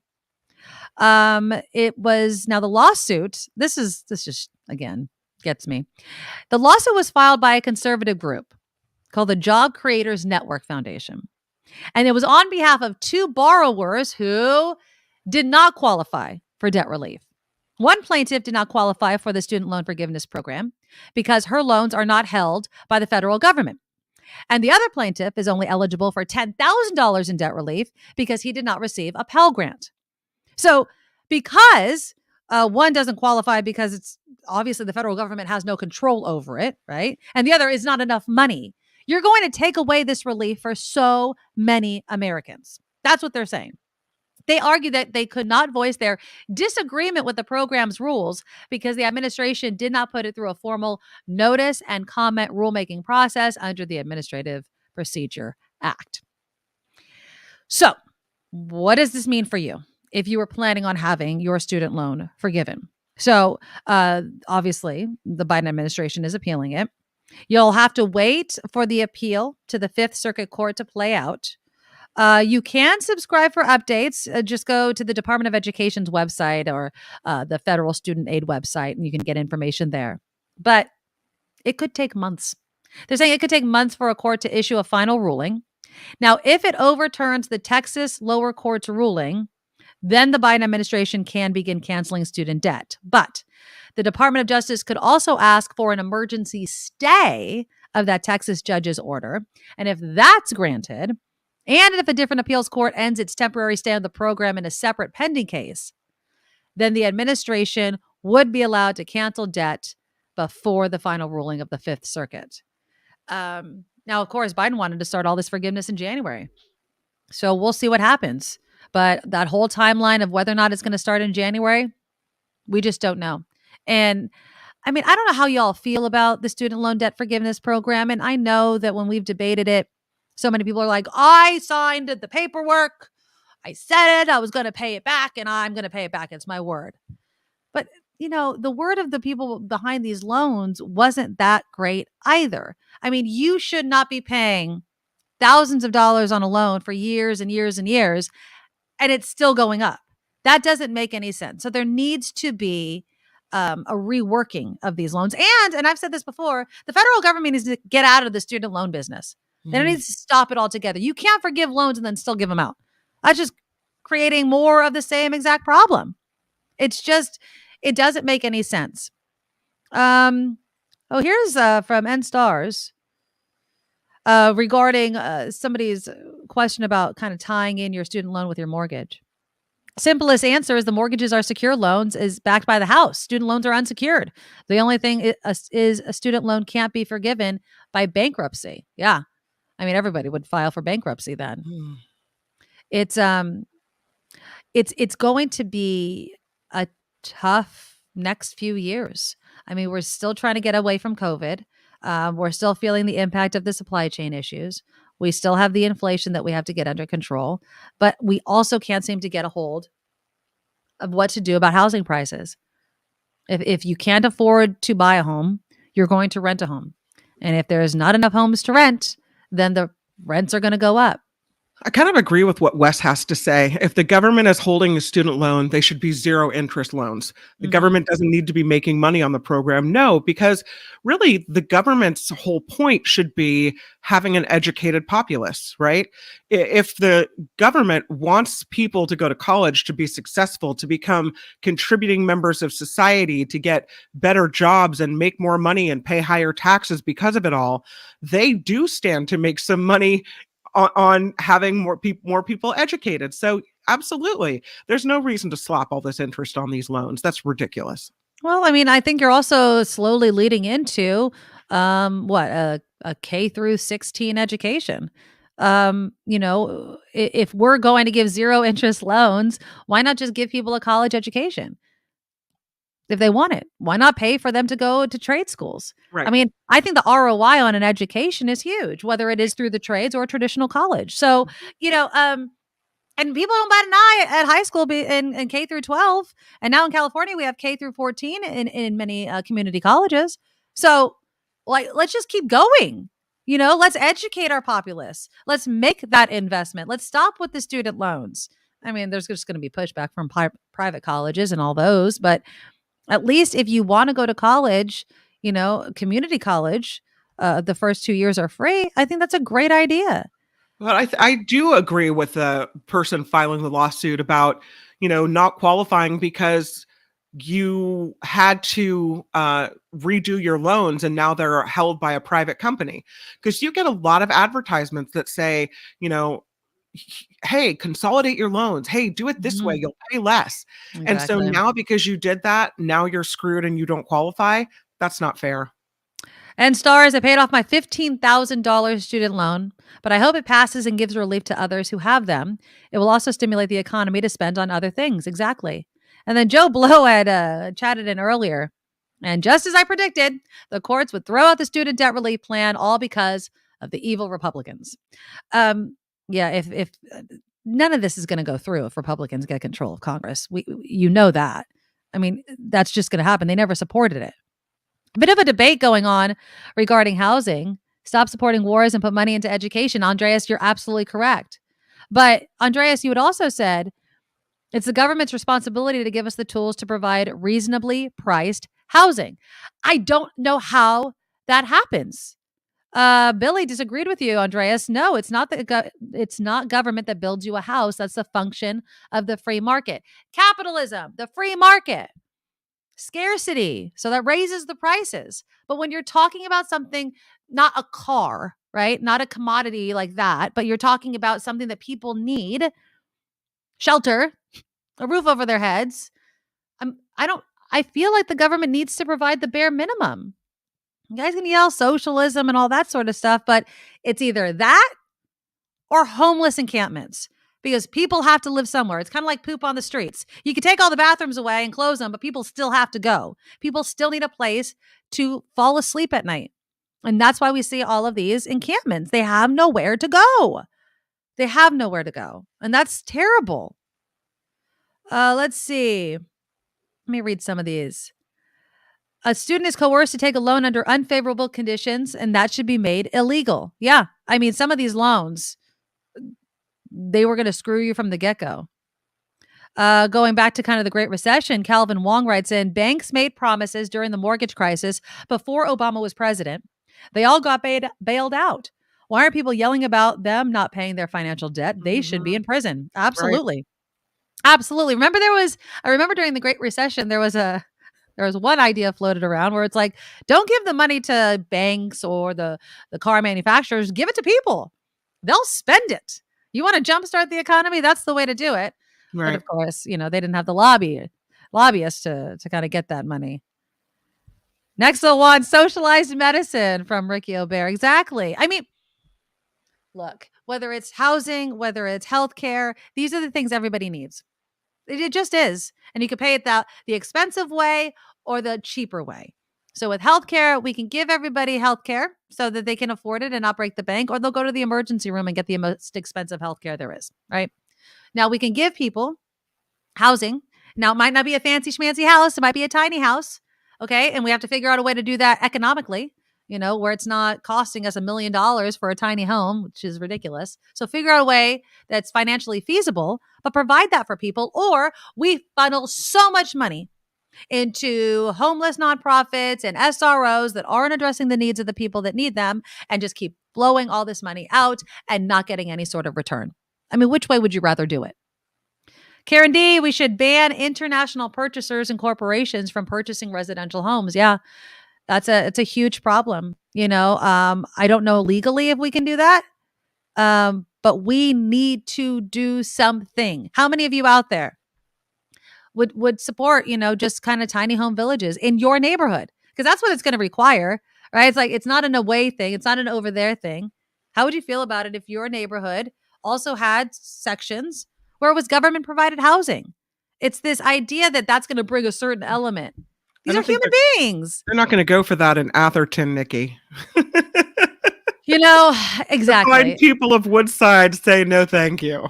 But, then I don't know what to tell you. I don't think it's also fair that the city of San Jose or San Francisco or Oakland or some of these other areas need to pick up the slack because rich people don't like to see poor people. I mean, is that what you're saying? Rich people just don't like poor people. Yeah. I can't have poor people. I pay too much for my house, so I can't have poor people here. Okay. But we don't want the riffraff in our neighborhood. It's just, we got to house these people, but they'll go to church and they'll say, take care of the poor and the needy and all that kind of crap. And then, they'll march to make sure that they're not within their city's boundaries. It's ridiculous. Let's see. The stewardship should be in the theme of any self-given government as to his identity and mission statement, and deal with the welfare and not a free handout and stable quality of life for people. I don't know, Mo. I think that as a society, we need to take care of our own. We need to take care of everybody because it's going to be out there anyway. Whether you take care of people or you don't take care of people, it's going to be a group problem. You can put your head in the sand and move up to Atherton and kind of shut the door on it, but you're going to leave eventually, and you're going to see the result of not investing in everybody and for everybody. Nothing is saying that government housing can't set restrictions on how your property looks like an HOA does. And I think I missed the earlier tweet on that. Sorry, Wes. Government housing can look good like the projects. On Cesar Chavez Street. Okay, thank you. Yeah, it can look good. It can. If we invest in it, we don't fight against it, right? I mean, when we talked about multifamily housing or high density housing, duplexes, triplexes, fourplexes, I drive by them all the time, and they blend right into neighborhoods. And it could look nice. And then you don't have tents and encampments everywhere. If I lived in Atherton, I'm not sure I'd want a lot of Section 8 housing in my neighborhood. Randy, it's because you're making an assumption about the people that live there, right? I mean, why not? These are human beings. Calvin Wong, these rich cities can pay extra taxes to fund affordable housing in other cities. Too bad if they don't like it. Well, that's an idea. If you don't want it in Atherton, then pay for it in other cities. Andreas, I grew up in the Mission District where rich and poor live together. It is possible. I know. There's just so many assumptions about people. Oh, I love that, Lori. Kick down or pull up? What do you do? Do you kick down or do you pull up? All right. Let's move on a little bit. Should we do this here? Yeah, let's do this here. Okay, so because we're kind of talking about, money and people working and being able to afford everything. And we know that remote work, Twitter, what Elon Musk said, everyone's going to come back to the office at least 40 hours a week. So what do you do? Which is outrageous, right? At least 40 hours a week, which was saying, and for the extra that I expect you to put in, on top of 40 hours a week, all right, you can work from your home office for that extra, I don't know, 15, 20 hours a week you're going to do. Mm-hmm. Oh, yeah. It was so funny. There was a TikToker, and we'll talk about TikTok in a little bit as well, that was kind of responding to some of the things that bosses say to get you to come in. And so, for instance, I'm going to read it because the TikTok's way too long. She's like, number one, the commute. The commute is time to yourself. Take an hour each day to reflect. Maybe listen to a podcast if you're stuck in traffic. And the TikToker's like, are they having an actual bleep? Number two, reason to come back. The friendships? No on that one. No. Number three, the food options, which don't exist anymore because the office that she was going back to got rid of kind of what we had at Station X, the bodega, the little, free food or place to get stuff that had closed down. Number 8 reason that the boss was giving on why you'd want to come back to the office. Formal clothes. It's nice to have an excuse to dress up in formal office wear. And she's like, shut up. Nobody's choosing bra and shoes if they don't need to. Not a person on this planet. Exactly. Here. And then this is my favorite because this was totally me at Station X. They're like, the free air conditioning. And she's like, it's so cold. Sarah lost a nipple the other week. It just snapped right off. It's freezing.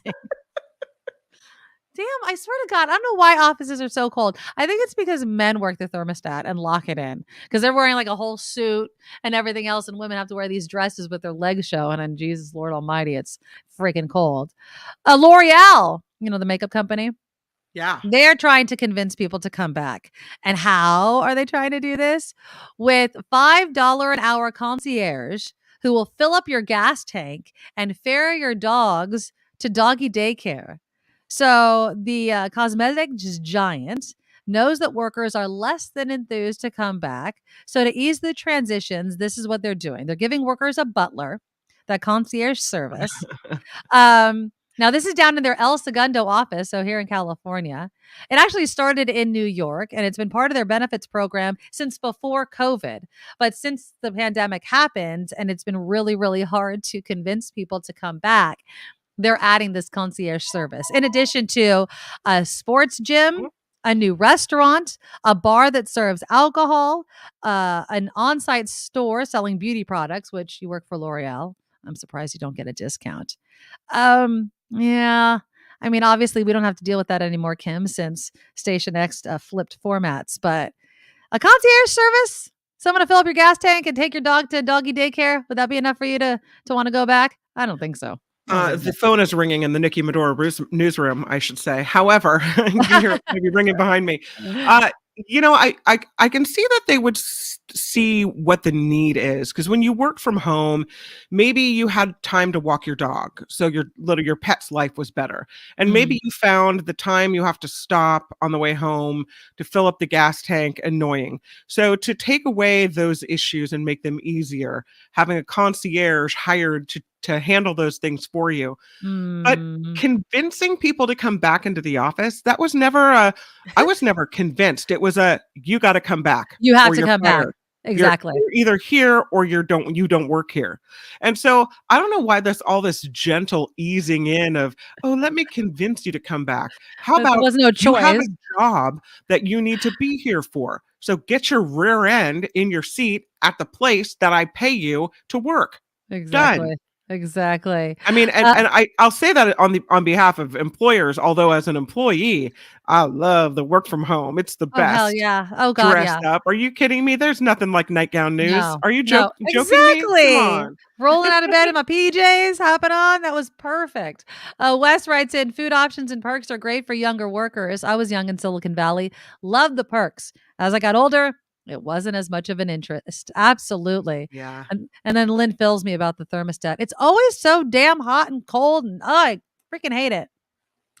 Cindy, my office always disagreed if it was too hot or stuffy or too cold. Hot flash people always want more cold. I won't disagree with them, but sometimes makes me glad to be at home more. Exactly. You can work your own damn thermostat. The remote work genie is not getting back in the bottle. I love it. Yeah, we'll see. We'll see. Karen, I work from home 2 days a week. I've saved on gas. My commute is 37 miles each way. It's good for the environment too. Oh, yeah. So I fill up my tank.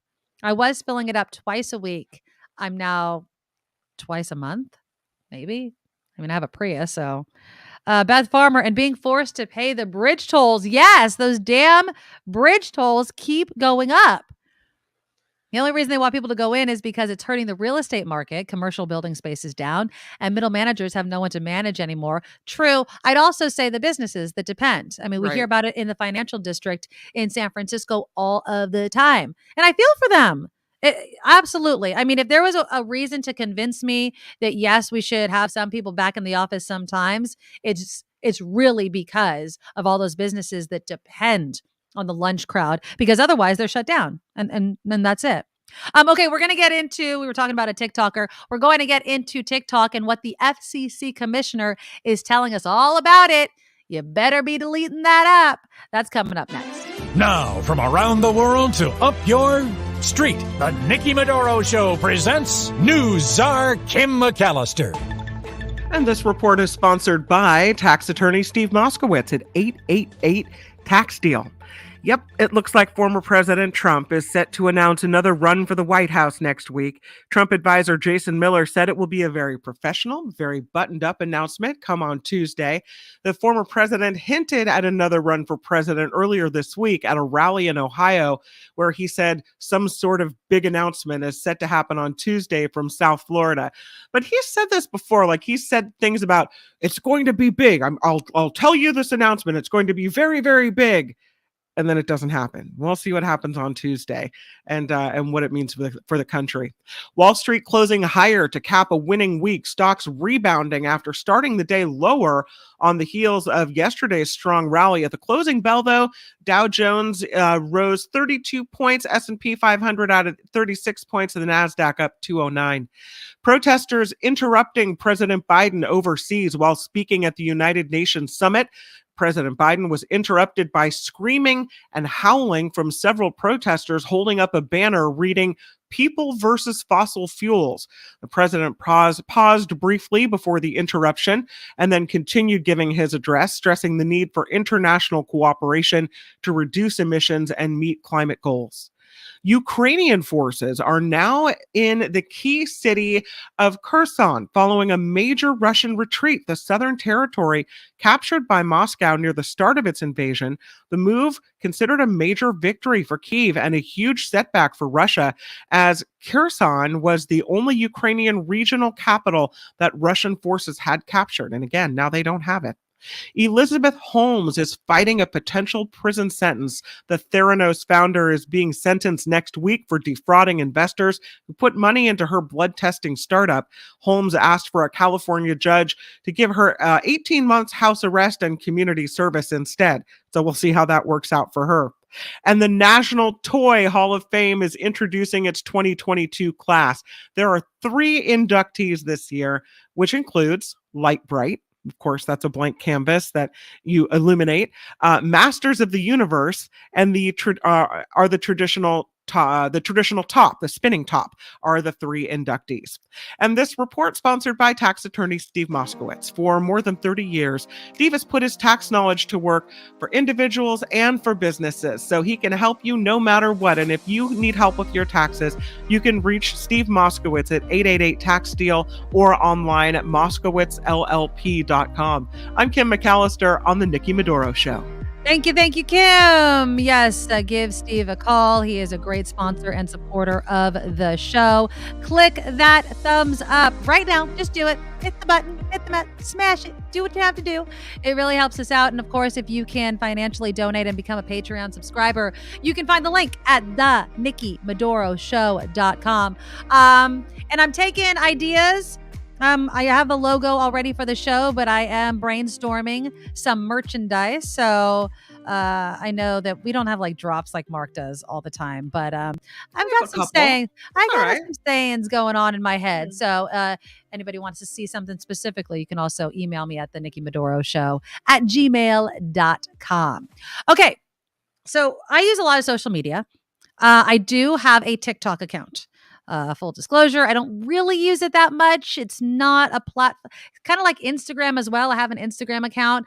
It's Although I remember you telling me that a lot of people getting their news from TikTok. They do, just like they get news from Facebook and Instagram. I mean, it's kind of a place where people post whatever they want to. I have a love-hate relationship with TikTok because you can see TikToks on YouTube, right? I mean, it's like you try to get away from it, but it's still there. But the app on your phone matters. So if you have it on your phone or what have you, you could be opening yourself up to hacking, the China data mining all of your stuff and it leading to really dangerous stuff. And that is why FCC Commissioner Brendan Carr was on Fox News recently and was talking about a ban on TikTok. So I'm going to play you some bits of this interview that he gave because, pardon me, you really need to think about this, especially if you have a kid or someone who's on a TikTok. So this first clip, he is talking about why he thinks it should be banned in the United States. Oh, darn it. Hold on. Let me turn up the volume. There we go. Hey, TikTok is China's digital fentanyl. A lot of people look at TikTok and they think it's just a fun application for sharing dance videos or other funny videos, but that's just the sheep's clothing. Underneath of it, it operates as a very sophisticated surveillance app. Again, it's not the videos, but it's pulling everything from search and browsing history, potentially keystroke patterns, biometrics, including face prints and voice prints. And up to now, we've been told by TikTok officials, don't worry, all this is stored in the US or stored outside of China. But this summer, there was a blockbuster story that said internal communications from TikTok show that everything is seen back in China. And that's a big risk for, 4 or 5 different reasons, including espionage and other activity. So espionage and other activity, that's what he's talking about here. So now, and I didn't realize this, and I don't know how many of you did, but let me bring up this one clip. He was talking about how China regulates how long the Chinese people can be on TikTok. It's 40 minutes a day. Seeing very different content. So the process right now is this is at the Treasury Department, the Biden administration's Treasury Department, a process called CFIUS, Committee on Foreign Investment. And they've been for a year or so now looking at whether they can find a path forward to allow TikTok to continue to operate consistent with national security. And my view is, given the lack of trust that we have right now in TikTok, that this is a basic IQ test for the administration. I don't see a path forward technically where we can assure ourselves that the data isn't going to flow back to China, and similarly, that they're not going to use the algorithm for foreign influence campaigns here. So I agree with Senator Rubio, with Gallagher, and it's bipartisan. Mark Warner, a Democrat leader of the Senate Intel Committee, has said that it is TikTok that scares the dickens out of them. The dickens out of them. So now, didn't former President Trump ban TikTok at one point? Yeah. He wanted to. He came out. Obviously, you could still get it. I don't know if it was... Maybe it was removed from the platform, if anybody in the live chat remembers that. But again, it's one of those things where who's making the decision? And like he said, it's an IQ test for the administration. And do they have a desire to do it? Because here he is again, this is the FCC commissioner talking about, on one hand, lawmakers might have concerns about it. On the other hand, they're using it. Weeks. I'm looking for a yellow bone, long hair star. Hips come get, and my dick and the hips come get. And Monday night, and here's what's happened. Like, look at this. What are you doing under my desk? Well, under the desk is kind of my thing. I mean, but here's the thing. You can stay for now, but when it comes time to voting, you're going to have to get up. So see, it's worrisome that these politicians are using something that the FCC commissioner says is a national security risk. But they're using it because that's where they have to meet people, because that's where people are. Yes, right? People are on TikTok. People are looking at Facebook Reels. That's where people are looking. And so, in order to kind of, be part of the masses, right? And ingratiate yourself with the people that are going to be voting and the people that you're representing, that's where you have to show up. Yeah.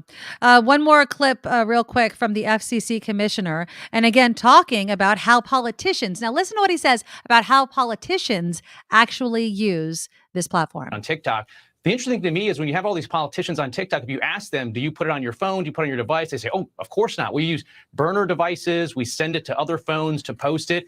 And I think that's an admission right there. If you're not willing to have it, for instance, in the White House, which is the case, then I think it's very concerning that you're on it and then encouraging other people to be on it without using burner devices and all those other special protections that you deem necessary for yourself.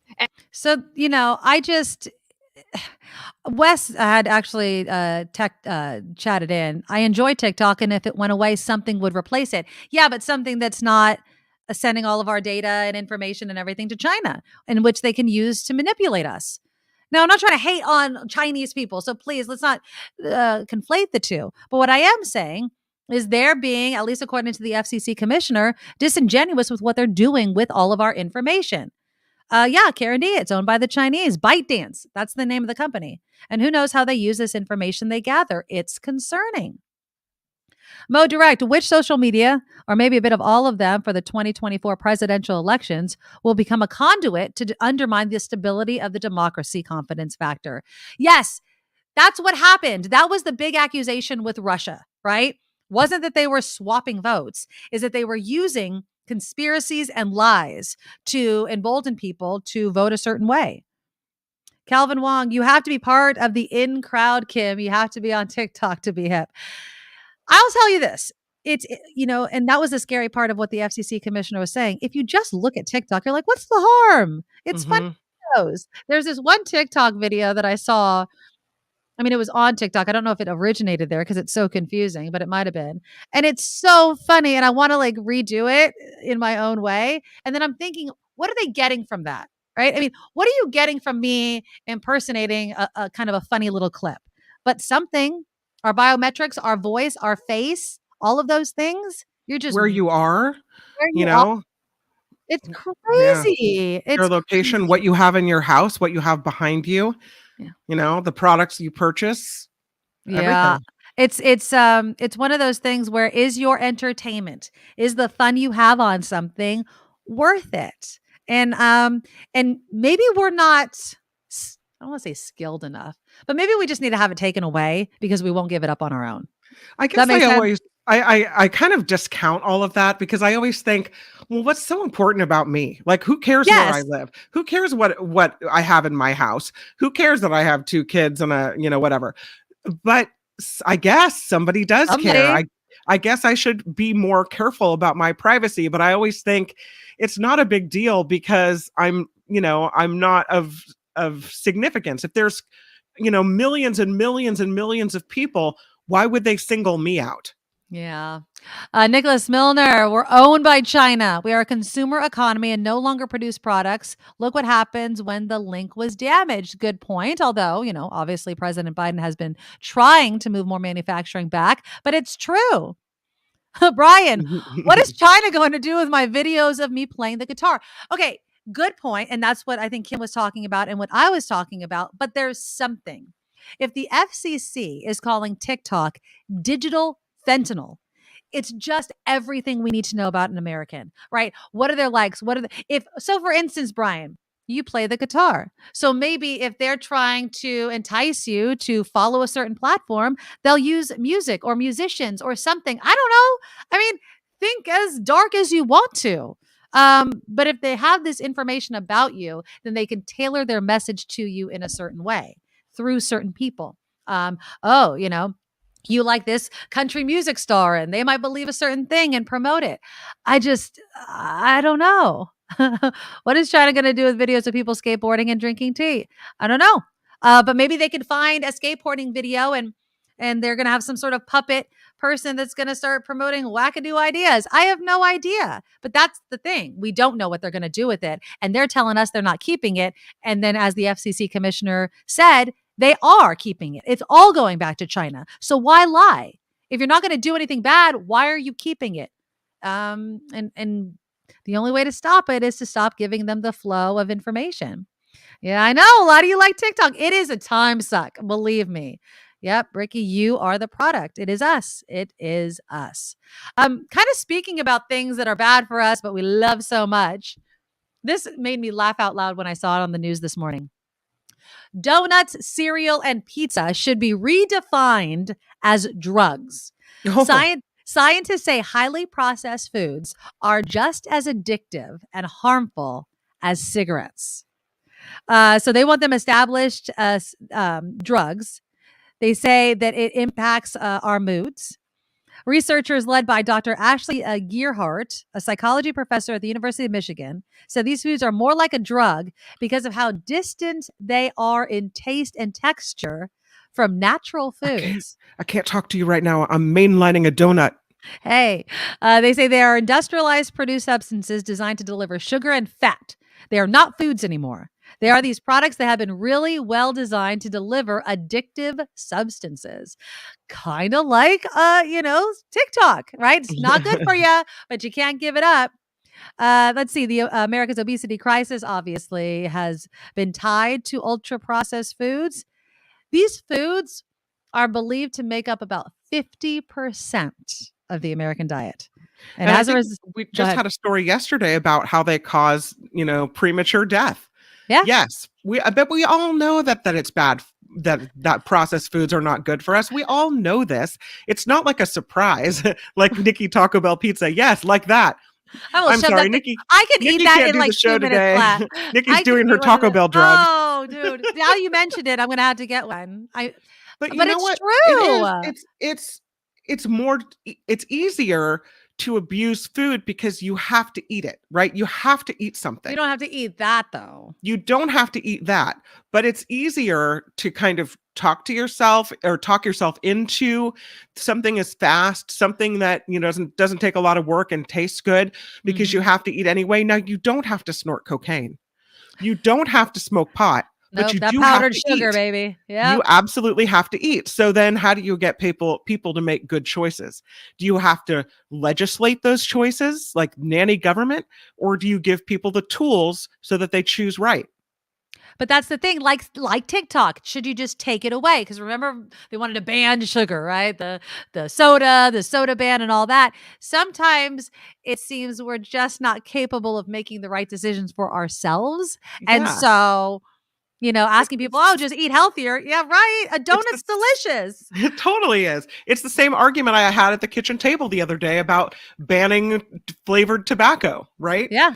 Should you be able to pick, or should we legislate that? Now, I don't have any problem with it never being seen again, but I think I might have a problem if you tried to have donuts never be seen again. Then I got an issue. See? I mean, come on now. And Randy, and the government is better at making decisions for you. Not saying that. I mean, I'm not making that leap, but what I am saying, for instance, with TikTok, if it was banned, and it's addressing a national security concern. Okay. Do I need TikTok? No. Do I need donuts in my life? I mean, I'm not a huge donut person. Do I need the Taco Bell Mexican pizza in my life? I like it. I need to eat it in moderation. I don't know if we're very good at moderation though. It might be time for us. I don't think the government's ever going to, designate donuts, cereal, and pizza as drugs and make them illegal. But I could see, maybe regulating how much you could put in a serving of something, right? There's also a big difference between, pizza from a national chain and pizza from a local place. From the national chain, it comes all packaged, it's all processed. There's certain, so that it tastes the same at every single pick your pizza place, right? Whereas if you go to a local place that uses fresh ingredients, not all pizza is created equal.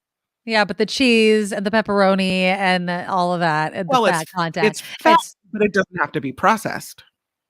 Yeah, I guess. Yeah. I mean, you could. It's just, I don't think it's going to make that much of a difference health wise. And Stars wants to start a Friday food segment. I am down. We used to do that at a station I worked at in Sacramento. We used to do a Friday food segment. Maybe I'll try to make something or bring it in, and I'll just eat it slowly in front of all of you. What we could do is have the DoorDash person, ding dong, right during the show on Friday, and like, what is it going to be? I still have never eaten an Impossible Burger, so maybe that'll be the first one. No, it's not crooked. Are you talking about this picture right here? Are you talking about this one? I think it just looks crooked because it's on a wall that goes this way, but it's not. Someone's always asking that. It doesn't look crooked. Look a little crooked. Yeah, but that's all right. I'm okay with it. With the look of unperfection. I'm going to be doing something with I'm doing something with the background eventually. I think I'm going to get a background with our logo and stuff like that. But this can we get lights? Can we get well, this is supposed to light up, but I still need to get an extension cord that can, because I don't have a plug on this wall right here. So I got to get an extension cord because that lights up. It's really freaking cool. My sister-in-law got that for me when I announced this show. Well, we're in the beginning of all this, so we have time to set it up and, Yeah, exactly. Give me some time. Friday is junk food day. Sorry, but it is. Pizza, Mexican, takeout, Chinese. That's how it was in my house, Karen. Every Friday, we got to have takeout at my parents' house when I lived with them, obviously. And I loved it. And it was always Chinese food or pizza. And my husband doesn't like Chinese food, and I get sick of pizza all the time, so we don't really do that. And I'm a typical American and probably eat takeout way too much anyway. So Fridays aren't special. We used to know, my sister and I, we would know when my mom got paid. And we would beg her for pizza every payday. Like, is it pizza? It's pizza day. It's pizza day. Yeah. It is just when you can have a special kind of day for that, that's great. But we drive around between my kids' extracurricular activities and everything like that. Like sometimes dinner's either at 3:00 in the afternoon or at 9. So you have to get something along the way and it makes it extremely difficult. Yeah. So we could try to do a Friday food segment. Why the hell not? We could totally do that. I did want to get to a couple of other stories before we end the hour and enjoy your weekend. Go ahead. I think if we do a Friday food segment, that we should let people know what it is ahead of time so they can get it too, and we can all have it together. Or we should vote. Or we could vote like on Thursday. On the mood. What are we in the mood to eat on Fridays? I like it. Yeah. Okay. All right. Well, let's remind ourselves about that on Monday, and we'll brainstorm some ideas. And obviously it has to be something that I can get here during the show. So unless I'm cooking something, which I really don't want to do in the morning. That's just not, I know Karen's like, I'm hungry. Me too. Too much talking about food. Okay. I did want to get to this because I found it interesting that now I'm going to say a bad word, but don't, I hope YouTube doesn't like ding me or something. So a member of Pussy Riot, remember that band? Yeah. They were a punk collective. They were in a Russian prison. They had been arrested. They spent one member spent, maybe all of them, 2 years in a prison colony. Well, they're coming out. Demonstrating and protesting. That was their crime. Yeah. Yeah. And so apparently President Biden is hoping to negotiate the release of Brittany Griner, WNBA star, Olympian, her release now that the midterms are over, hoping Russia will kind of negotiate that. And so a member of the Pussy Riots, Maria Aliokhina, I'm butchering that name, I apologize. She was describing the penal colony that Brittany Griner will likely be in now that she's been moved over there. So we imagine a prison with, the bars and everything like that. And she says, no, one, you'll probably have to read certain material that they will allow you to read that's going to be made available. She can expect to live in something called the Zone, which is a barracks with 80 to 100 women sleeping to a room. No amenities, basically. There's 80 to 100 women a room. So it's like what a massive, the Zone, giant room. Okay. Yeah. They say for 100 women, there are 3 toilets, no hot water. Bathing is a once a week occurrence, and you have to perform forced labor. She writes, this is a really terrible institution, which we received from the Soviet Union, and it's totally inhumane. The cynical thing is the work the state provides to the prisoners is sewing uniforms for the Russian police and the Russian army. She says, this is a legal slavery system. There's nothing about correction or improvement of people's behavior. And on one hand, awful that we still haven't been able to get not only Brittany Griner, but Paul Whelan out of those Russian prisons. But the other reason why I wanted to bring this up, and it kind of ties into the last election, I didn't realize that states on their ballots in this last election had bills to prohibit slavery and involuntary servitude as a punishment for crime. That's right. So in Louisiana, voters rejected a ballot question when they asked whether they supported a constitutional amendment to prohibit the use of involuntary servitude. California had something on the ballot or a measure up for it. I want to say earlier this year or last year. And I'm not quite sure if it passed or not. Now, this is to force inmates to work for basically like slave wages, right? Didn't we used to make people like make license plates? Right, type right. thing. And also they make street signs in prison. It's apparently prison labor is a multi-billion-dollar practice. We know these for-profit prisons. Workers can make pennies on the dollar. If you refuse to work, you could be denied privileges such as phone calls and visits with family, as well as face solitary confinement. The 13th Amendment, one anti-slavery advocate says the 13th Amendment did not actually abolish slavery. What it did was make it invisible. And so they're hoping that on one hand, it's crazy to believe this, but you know that it's happening inside these prisons. And so I'm not saying we're as bad as Russia, but there is a point where we have to ask ourselves, what the hell are we doing? Cindy, how could the ballot measures ending slavery and indentured servitude not get 95% of the vote? Exactly. And then Mo's like, yeah, they call it minimum wage.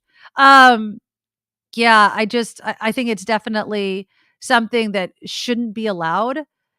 Whenever we talk about the Department of Corrections, you have to say and rehabilitation. And what are we doing? I heard you talking on Mark's show, and I don't know if it was an American prison that you were talking about, but they were making pottery or something like that, and they had something inside their prisons. That was today. That is, remember Ghislaine Maxwell, Jeffrey Epstein's lady friend that, allegedly helped all those him. women. Right. Yeah. So she gets sent to this federal prison, but it's a minimum security, low risk. So it's kind of like a country club, where they're playing checkers and they're hula hooping and they're and they have a pottery studio. It's like, wait a minute, is that prison? Well, and again, it's supposed to be painful. Is it, or are we supposed to be rehabilitating these people? I mean, that's the whole question. Like, how harsh should it be? It's punishment and rehab, right? Right. So, can rehab include pottery?